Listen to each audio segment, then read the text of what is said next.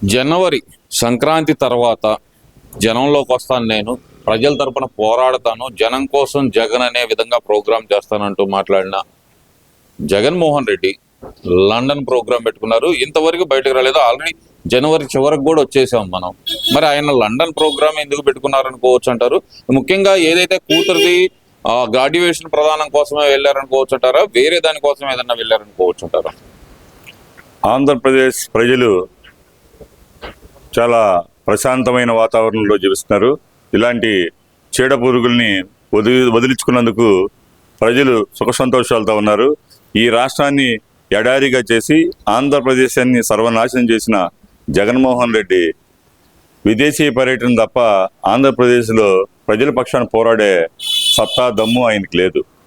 రాష్ట్రంలో అణగారిన వర్గాల కోసం నేనున్నాను అని చెప్పి రాష్ట్రం మొత్తం తిరిగి దోచుకొని ప్రజల సొమ్ముని ఇష్టానుసారం గంజాయి రూపంలో కానివ్వండి, మద్యం రూపంలో కానివ్వండి, అనేక రూపాల్లో ఈ రాష్ట్రాన్ని నయవంచం చేసిన జగన్మోహన్ రెడ్డి ప్రజల ముందుకు ఏ మొహం పెట్టుకుని వస్తాడు?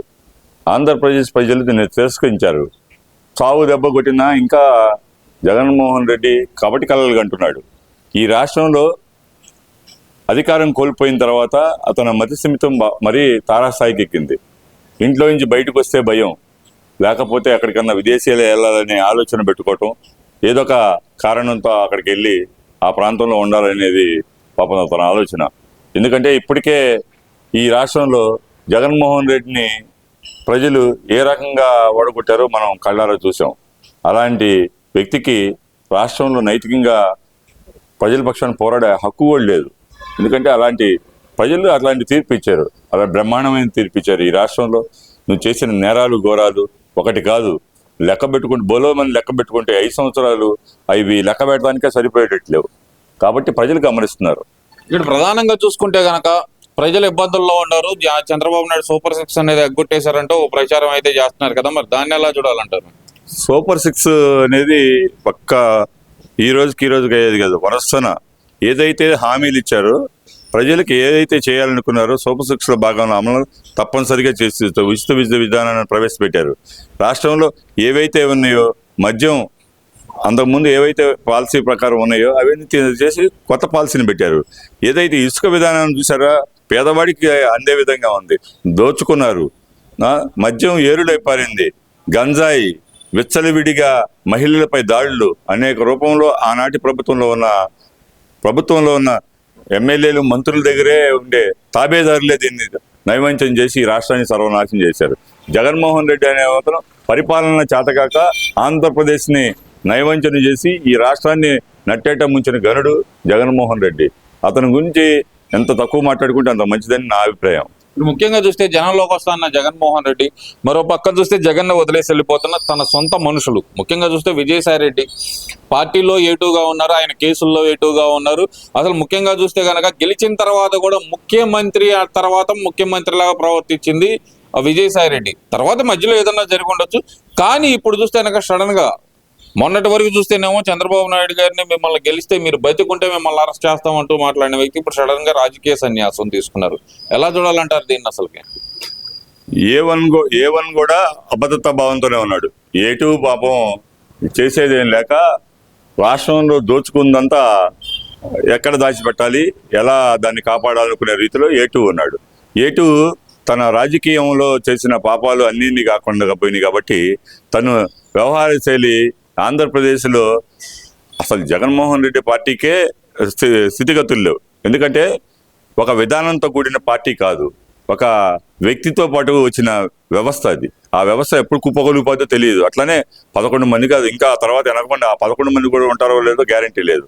రాజ్యసభ సభ్యులు కానివ్వండి, ఎవరైతే మాజీ మంత్రులు కానివ్వండి, మాజీ ఎమ్మెల్యేలు కానివ్వండి, బోలోమని అతని నుంచి వద్దు బాబు మహాప్రభు, ఇప్పుడు దాకా చేసిన నేరాలు ఘోరాలు చాలు, ఇక మనం సాధించని చెప్పి పరిగెత్తుతున్నారు, భయభ్రాంతులు చెందుతున్నారు. ఏ ప్రాంతంలో చూడండి, ఒక విశాఖపట్నం నుంచి ఇట్లా శ్రీకాకుళం నుంచి ఇట్లా ప్రకాశం నుంచి కానివ్వండి, అట్లానే రాయలసీమ కానివ్వండి, అన్ని మూడు ప్రాంతాల ప్రజల ఆ పార్టీ నాయకులు కూడా ఈ రాష్ట్రంలో జగన్మోహన్ రెడ్డి అంటే మేము నైవంచన అయిపోయాం, ఇంకా మేము వల్ల కాదు, ఈ రాష్ట్రంలో పరిపాలన గాడి తప్పిపోయి ఆ రోజు చేసిన తప్పులు మళ్ళీ మా మీదకి వస్తాయని చెప్పి ఏ2 అభద్రతాభావం వేసు రాష్ట్రంలో సెకండ్ సీఎంగా వెలిగిన అతనే భయభ్రాంతులు చెందుతున్నాడు. విశాఖపట్నాన్ని దోసేశాడు. గనులు ఒక విధానం కాదు, గంజాయి రాష్ట్రంలో ఏరులో పారింది. ఎన్ని విధాలు అయితే దోచుకోవాలో అన్ని విధాలుగా దోచుకునే విధంగా ఈ రాష్ట్రంలో ఒక సెకండ్ కేటగిరీని తయారు చేసి అతను ఒక నియంత్రణ తయారై విశాఖపట్నాన్ని మొత్తం దోచేశాడు. అలాంటి వాడు ఎవడు మిగలడండి. దోచిన వాడు ఎప్పటికైనా ఎక్కడ దాచుకున్నా రాబడతారు. ప్రభుత్వంలో ఉన్న ఎలాంటి తప్పు జరిగినా ఆ తప్పుని ప్రభుత్వాలు ఏవైతే నిశ్చితంగా ఉన్నాయో ఆ ప్రభుత్వాలు తప్పనిసరిగా మా నారా చంద్రబాబు నాయుడు గారు ఈ ఆంధ్రప్రదేశ్లో ఏవైతే అమలు చేస్తామన్న అమలుకి ఉన్నాయో అది కట్టుబడి ఉంటాడు. రాష్ట్రంలో ఎవరైతే దాచుకున్నారో వాళ్ళందరూ కక్కించే విధంగా కూడా చేస్తాడని చెప్పేసి మాకు నమ్మకం ఉందని చెప్పి ఇక్కడ ముఖ్యంగా చూస్తే చంద్రబాబు నాయుడు గారు, లోకేష్ గారు అమలు చేస్తున్న రెడ్ బుక్ రాజ్యాంగం వల్లే పెట్టుబడులు పెట్టడానికి కూడా జనాలు రావట్లేదు, పెట్టుబడిదారులు భయపడుతున్నారు. అదే మా హయాంలో 13 లక్షల కోట్లు 14 లక్షల కోట్లు పెట్టుబడులు వచ్చినాయి అని చెప్పి మరి గుడివాడ అమర్నాథ్ చేస్తున్న వ్యాఖ్యలు, మరి దాన్ని ఎలా చూడాలంటారు? కళ్ళుండి చూడలేని అందులకేం తెలుస్తుంది ఆంధ్రప్రదేశ్ పునర్నిర్మాణం గురించి.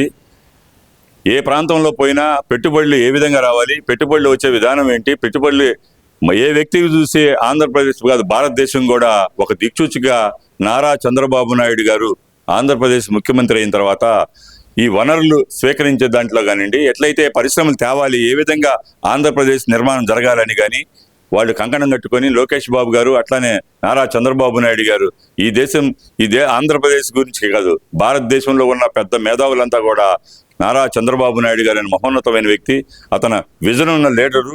ఆ లీడర్ ద్వారా ఈ ఆంధ్రప్రదేశ్ పునర్నిర్మాణం జరుగుతుంది. కేంద్ర ప్రభుత్వం కూడా వారికి సహాయపకాలు అందిస్తూ ఈ దేశమే కాదు ప్రపంచ దేశాల్లో కూడా అనేక సార్లు పెట్టుబడులు తెచ్చే విధంగా కూడా ఆ కంపెనీస్తో కానివ్వండి ఆ వ్యవస్థతో మాట్లాడటం జరిగింది. ఇలాంటి చీడపురుగుల వల్ల ఈ రాష్ట్రాన్ని సర్వనాశనం చేసేసి ఆంధ్రప్రదేశ్ని అంధకారం చేశారు. ఏ ఒక్క వనరులు లేవు. ఆంధ్రప్రదేశ్ పునర్నిర్మాణం జరగాలంటే వీళ్ళు చేతగాక ఒక కళ్ళబొలి కబుర్లు చెబుతూ ఈ రాష్ట్రాన్ని సర్వనాశనం చేసి లూటీ చేశారు. లూటీకి ప్రథమ సూత్రధారుడు జగన్మోహన్ రెడ్డి అండ్ కంపెనీ. ఆ కంపెనీ ఎప్పుడైతే మూసేశారు, ఆ మూసేసిన తర్వాత కంపెనీ సీల్ చేసి జైలుకు కూడా పంపిస్తారు త్వరలోనే. ఎందుకంటే ఆంధ్రప్రదేశ్లో వ్యవస్థ గాడి తప్పిన వ్యవస్థని గాడిలో పెట్టాలని చెప్పేసి ఎవరైతే తప్పులు చేశారో ఆ తప్పుల్ని రెడ్ బుక్లో రాసిన మాట వాస్తవం. తప్పు చేసిన వాడికి ఎప్పుడైనా శిక్ష పడిద్ది. రెడ్ బుక్ అంటే ఏంటి? ఊరిని అవహేళనగా మాట్లాడుకుని కాదు. ఎవరైతే తప్పు చేయబడ్డాడో, ప్రభుత్వ అధికారి అయితే ఉన్నాడో, ఏ వైసీపీ నాయకులు అయితే తప్పు చేశారో వాళ్ళని తక్షణమే ఏదైతే అధికార దుర్వినియోగం చేశారో వాడిని తప్పనిసరిగా శిక్షించాల్సిన బాధ్యత ప్రభుత్వంలో ఉన్న అధికారులకు ఉంటుంది. ప్రభుత్వంలో ఉన్న ఎవరైతే తప్పు జరిగిందో ఆనాటి ప్రభుత్వంలో ఉన్న పెద్దలు ప్రతి ఒక్కరిని శిక్షించాల్సిన బాధ్యత ఉంది. మీరు కోట్ల రూపాయల ప్రజాధనాన్ని లూటీ చేసినప్పుడు మీరు చూస్తూ ఊరుకోవాలా? ఈ ఆంధ్రప్రదేశ్ని సర్వనాశనం చేస్తే మేము కళ్ళు ఉండి చూడలేకుండా మిమ్మల్ని కాపాడాలా? ఈ ఆంధ్రప్రదేశ్ ఏం చేద్దాం అనుకొని 5 సంవత్సరాలు నానా యాగి చేసి ప్రతి ఒక్క రవిడీలు అల్లరి మోకలు ఒక విధ్వంసం సృష్టించి ఈ రాష్ట్రాన్ని సర్వనాశనం చేసి మీ దోపిడీ విరదానాన్ని తెరకట్టారు తప్ప ఈ ఆంధ్రప్రదేశ్ని బాగు చేసిన దాఖలాలు ఎక్కడ లేవని చెప్పి తెలియజేస్తున్నాం. అసలు రెడ్ బుక్ చూస్తే వైసీపీ నాయకులకు భయానికి ప్రధాన కారణం ఏమనుకోవచ్చు అంటారు? అవునండి, రెడ్ బుక్ అనేది ఏంటి? ఎవడైతే ఆనాటి తప్పు చేసిన అధికారులు ఉన్నారో, ఆనాటి తప్పులు చేసిన మంత్రులు ఉన్నారో, ఆనాటి తప్పులు చేసిన ఎమ్మెల్యేలు ఉన్నారో, ఆనాటి తప్పు చేసిన ప్రజాప్రతినిధులు ఉన్నారో, ఆ తప్పుని ఏ అధికారి అయితే ఏ నాయకుడు అయితే చేశాడో దాన్ని రెడ్ బుక్ లో పలానా వాడు తప్పు చేసాడు కాబట్టి ఆ ప్రాంత ప్రజలు వెళ్ళినప్పుడు వాడు పేరు చెబితే దాన్ని రాసిన మాట వాస్తవం.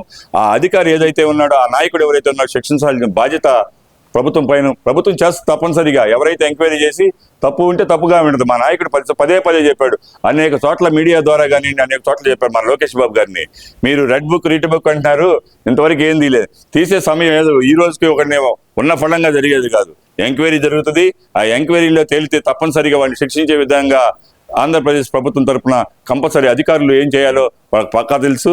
ఇప్పటికే కొంతమందిని చేసి ఇంకా ఎంతమంది అయితే ఉన్నారో తక్షణ చర్య తీసుకునే విధంగా ఈ ప్రభుత్వం కట్టుబడి ఉంటుందని చెప్పేసి తెలియజేస్తున్నాం.